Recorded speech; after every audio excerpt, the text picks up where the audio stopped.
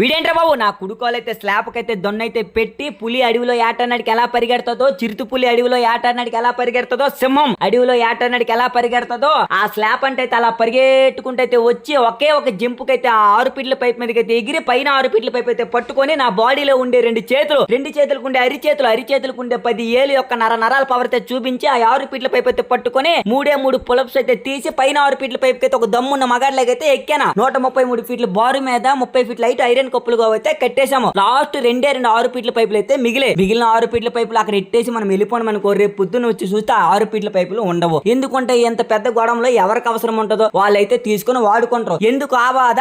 మావాడు సుత్తి అయితే ఇసిరాడా, ఆ సుత్తి అయితే టప్పనైతే పట్టుకున్నా 2 6 ఫీట్ల పైపులు అయితే తీసుకున్నా. ఆ 2 6 ఫీట్ల పైపులు 4 కప్పులు పెట్టేసి 4 కప్పులు అయితే వేసేసి ఆ సుత్తి అయితే పట్టుకుని ఆ 4 కప్పుల మీద టప గట్టిగా అయితే కొట్టాను. 4 కప్పులు అయితే ఫుల్ టైట్. ఈ 2 6 ఫీట్ల పైపులు ఫిట్టింగ్ చేస్తున్నాం కదా, ఎవడు తీయడు. అది లెక్క తగ్గదేలే. నమస్తే అన్న, సబ్స్క్రైబ్ చేయడం మర్చిపోకన్నా.